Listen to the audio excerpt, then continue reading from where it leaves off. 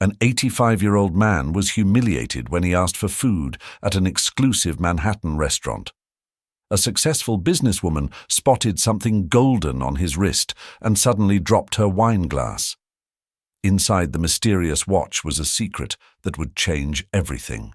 What she discovered in that restaurant would reunite a family torn apart by tragedy.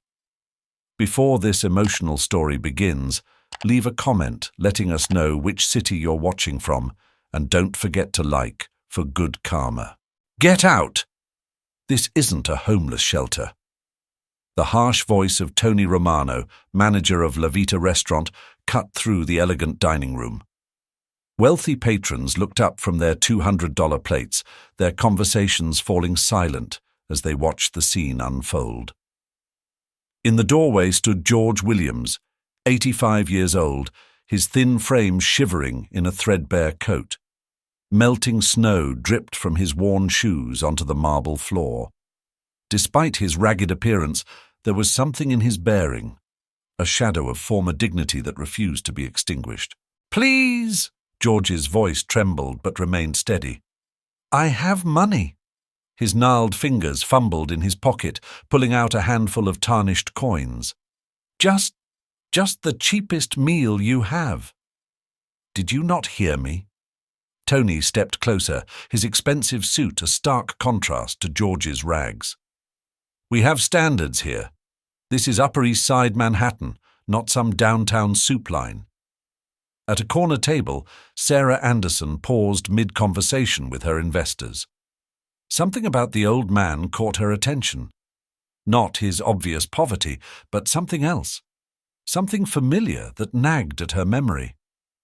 As I was saying about the quarterly projections, one investor tried to regain her attention, but Sarah wasn't listening. Her eyes were fixed on George's hands as he clutched those few coins, more specifically on his wrist, where a flash of gold peeked out from his frayed sleeve. The wine glass slipped from her fingers, shattering on the floor. "That watch," she whispered, rising abruptly. "That's impossible." George looked up at the sound, and for a moment their eyes met across the room. Time seemed to freeze as Sarah saw the watch clearly, gold-plated, with a distinctive scratch across its face, a watch she had chosen herself 5 years ago for a man who never got to wear it long enough. "Security!" Tony was saying into his radio. "We have a situation." "Stop!" Sarah's voice rang out with authority. The restaurant fell completely silent as she strode across the floor, her heels clicking against marble. "Don't touch him." She reached for George's wrist, her fingers trembling as they traced the watch's familiar surface. "Where did you get this?" "It was my son's," George replied softly. "My David's." The color drained from Sarah's face. David Williams. Before George could answer, the restaurant's heavy door burst open again. A woman stood there, her grey hair wild from the wind, her worn coat dusted with snow. But her eyes, they burned with a fire that made even Tony step back. "Martha!" George turned, his voice weak with surprise. But Martha Williams wasn't looking at her husband. Her gaze was fixed on Sarah, filled with 5 years of pain and accusation. "So," Martha's voice could have frozen the air itself. "The woman who got my son killed now owns half of Manhattan. How fitting." Gasps rippled through the dining room. Phones emerged, recording the unfolding drama. Sarah felt the weight of every eye, every lens trained on this moment. "Mrs. Williams," she started, but Martha cut her off. Don't you dare act like we're family. David would be alive if it wasn't for you." Suddenly, a new voice joined the fray, young but commanding. "That's not true, and you know it." All heads turned to see Michael Anderson, Sarah's 18-year-old son, stepping out from behind a pillar. He looked so much like David that Martha actually stumbled backward. "I've been watching you both," Michael continued, looking at George and Martha. "Living in Mom's warehouse for weeks. Why didn't you just ask for help?" The revelation hit the room like a thunderbolt, but it was nothing compared to what happened next. As George reached to steady himself against a table, something clicked inside the watch. A small compartment popped open, revealing a folded piece of paper that had been hidden there for 5 years. "What is that?" Martha demanded, suddenly alert. George's hands shook as he unfolded it. David always said, if anything happened to him. The lights in the restaurant flickered once, twice. In that moment of darkness, someone moved. When the light stabilized, Martha was holding the paper, her face white as the snow outside. "After all these years," she whispered. He knew. David knew he was in danger. He knew. Sarah's voice trembled as she looked at the worn watch on George's wrist.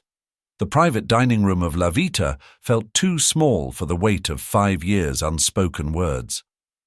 Martha's hands shook as she held David's letter, her earlier anger giving way to something more vulnerable. The paper was creased and yellowed, as if it had been waiting in that tiny watch compartment for this very moment.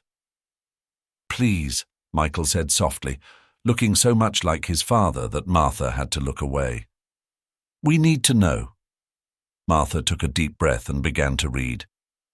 "My dearest family, if you're reading this, something has happened to me. There's so much I wish I could have said. Dad, I'm sorry I didn't visit more often. Your Sunday pancakes were always the best medicine after a long shift. Mum, I see your light on late at night, worrying. I wish I could tell you everything will be okay. Sarah, my love, remember our bench in Central Park, where we planned our future? There's something I needed to tell you." Martha's voice cracked. She handed the letter to Sarah, unable to continue. Sarah read silently, tears falling onto the paper. "He knew about the baby. He saw my medical file at the hospital.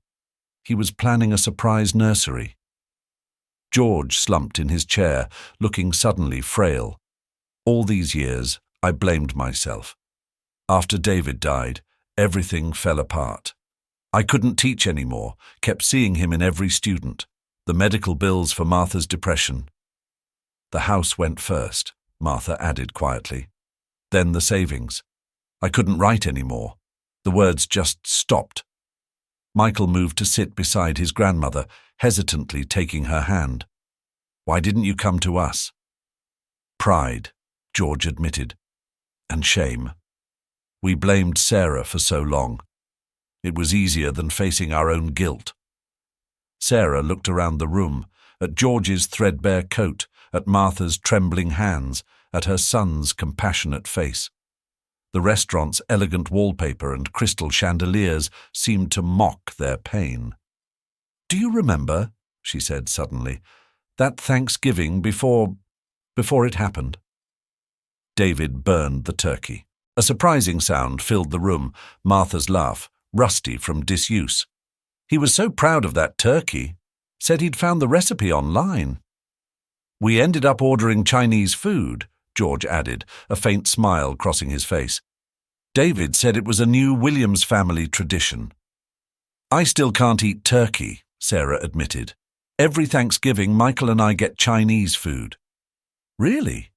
Martha looked at her grandson with new eyes. Michael nodded. "Dad's tradition.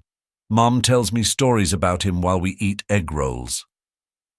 The tension in the room began to shift, memories of David bringing them together rather than pulling them apart. "I have his old recipe box," George said quietly. In the storage unit where we've been staying. Those horrible attempts at cooking." "The storage unit?"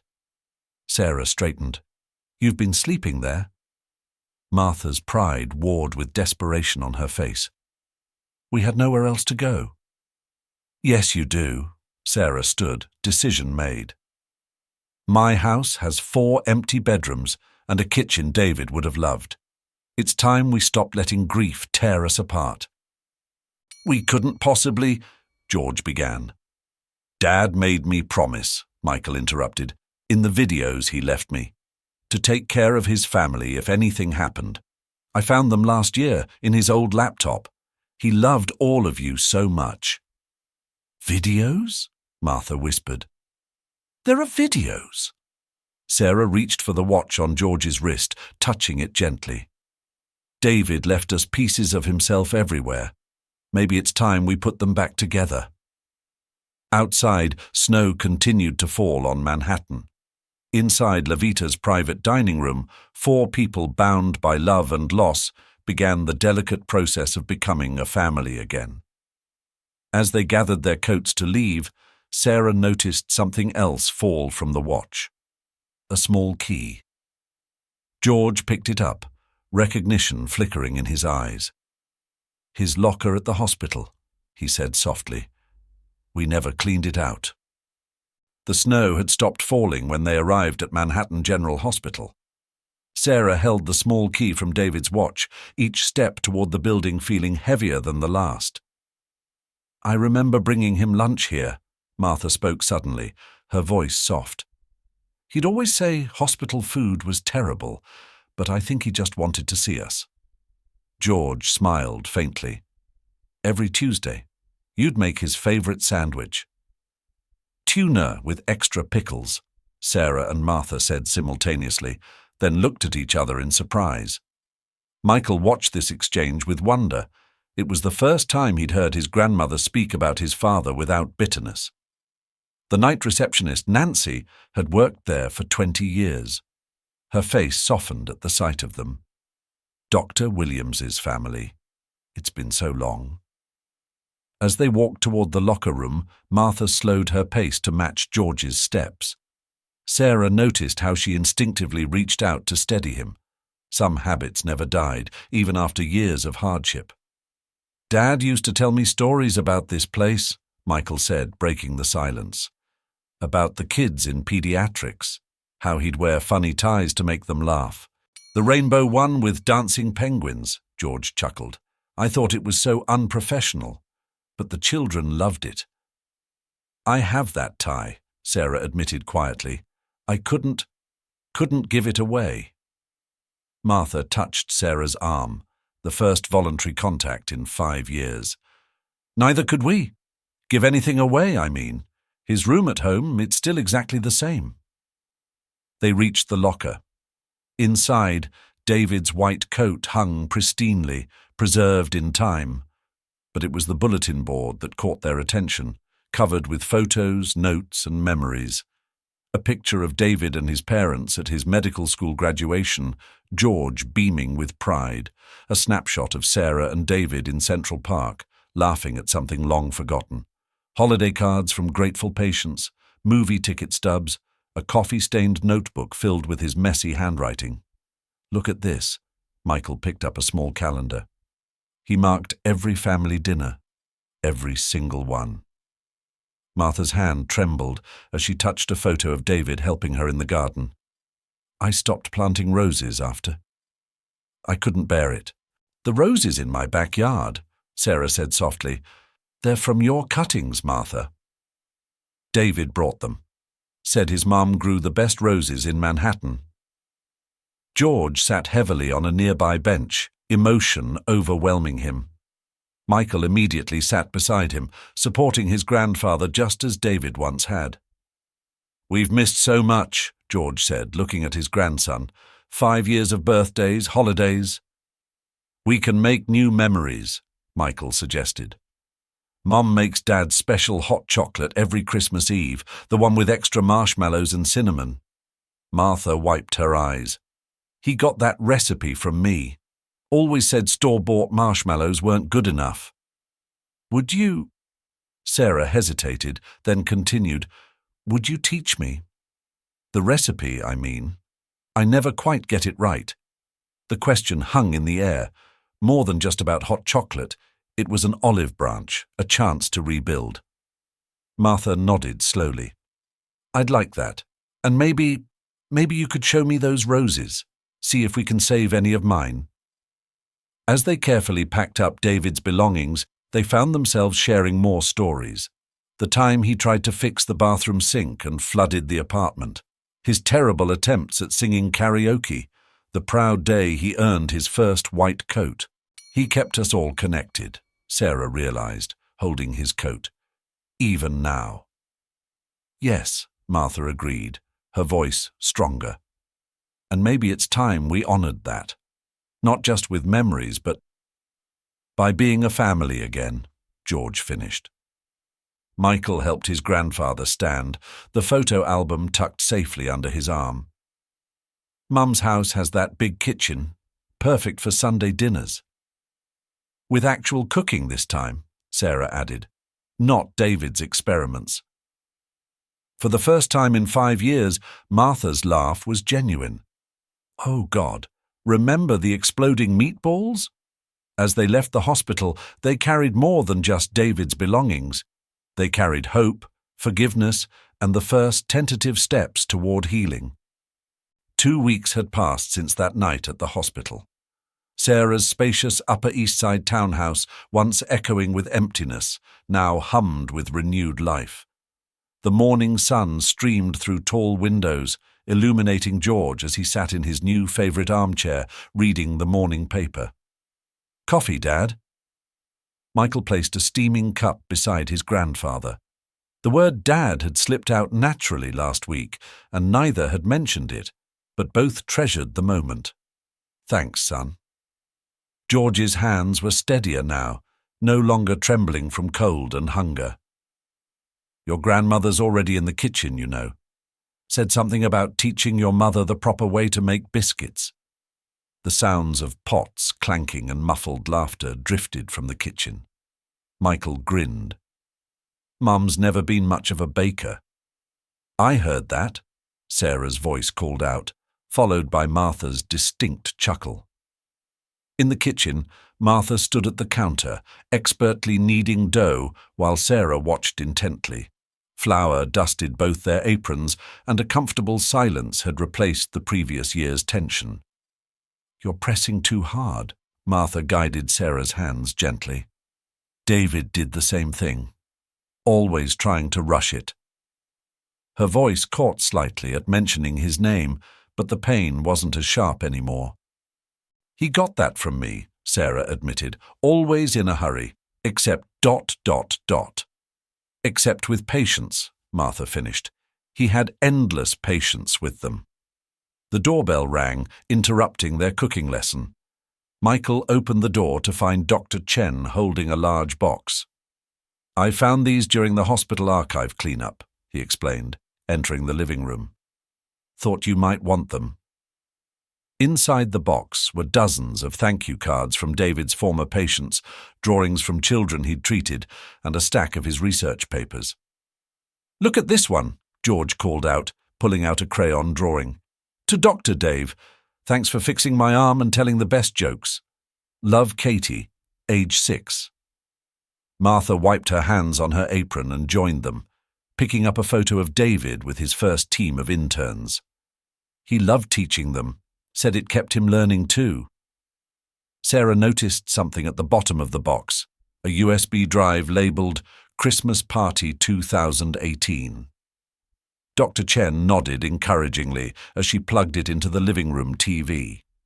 Suddenly, David was there, alive on screen, wearing a ridiculous Santa hat and singing an off-key version of Jingle Bells with his colleagues. His laugh, his voice, his movements, all preserved in time. "I remember that party," Sarah said softly. "He called me right after, saying he had a surprise for Christmas morning." "The ring," Martha whispered. "We found it in his desk after... I kept it all these years." She reached into her pocket and pulled out a small velvet box, handing it to Sarah. Sarah opened it slowly, revealing a vintage diamond ring. "It's beautiful," she breathed. "It was my grandmother's," George explained. "David said only a ring with history would be good enough." Michael watched his mother carefully slip the ring onto her necklace chain, alongside her pendant of David's hospital ID badge. "Sarah," Martha began hesitantly, "I've been thinking. That garden space in the backyard, maybe we could make it something special." A place for all of us to remember him? With your roses, Sarah smiled. And maybe a small fountain. David always loved the sound of water. And a bench, George added, for Sunday morning coffee. As they discussed plans for the garden, the kitchen timer dinged. The biscuits! Martha hurried back to the kitchen, Sarah following close behind. Michael helped his grandfather up. Think they're edible this time? With your grandmother supervising? Maybe. George chuckled. You know, son, David would be proud. Of all of us. The kitchen erupted in laughter as they entered. Apparently Sarah had managed to drop an entire tray of biscuits. But instead of the tension such a moment might have caused weeks ago, Martha was already helping her clean up, both women giggling like schoolgirls. Well, Dr. Chen said, preparing to leave, I'd say the healing is going well. As if to prove his point, Martha called out, Sarah, dear, would you get David's recipe box? The one from his locker. I think it's time you learned his secret French toast recipe. The one he made every Sunday. Sarah's eyes lit up. The very same, Martha smiled. Though between us, it was actually my recipe. He just added extra cinnamon and claimed it as his own. The morning sunlight filled the kitchen as 4 people, once torn apart by tragedy, found themselves laughing together over burnt biscuits and shared memories. David's presence was still there, in every story, every recipe, every small gesture of love and forgiveness. The early morning sun cast long shadows across Sarah's elegant Upper East Side townhouse.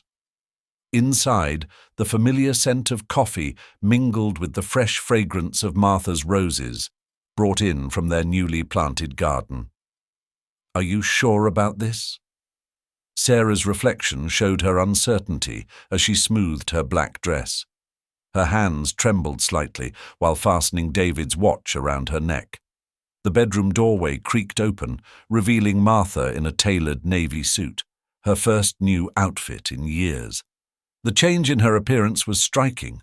4 weeks of proper meals and rest had softened the hardship in her face. Of course, I'm sure. Martha's voice carried a newfound warmth. We face this together now.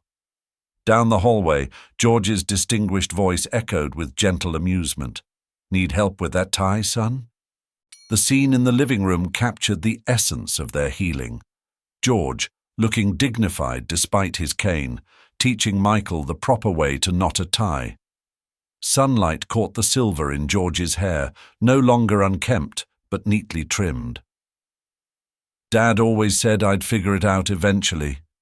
Michael chuckled, his fingers fumbling with the silk. Martha stepped forward, her movements fluid and purposeful. Here, let me. Your father was exactly the same way. The doorbell's chime broke through their intimate moment. Sarah watched from the stairs as Dr. Chen entered, followed by a stream of David's former colleagues. The house, once echoing with emptiness, now hummed with quiet conversation and shared memories. By the fountain in the backyard, Martha found Sarah staring at the newly installed bronze plaque. The morning light caught the engraved words, "In memory of David Williams, beloved son, almost husband, almost father, forever in our hearts." Remember our first Sunday dinner here? Sarah's voice was barely above a whisper. Martha's laugh lines deepened. That poor pot roast never stood a chance. Then Chinese food, just like David would have wanted. A young nurse in crisp scrubs approached them hesitantly. Mrs. Williams, I worked with David in pediatrics. George appeared beside them, his cane making soft taps against the stone path.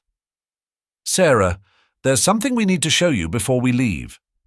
The garden had transformed over the past month.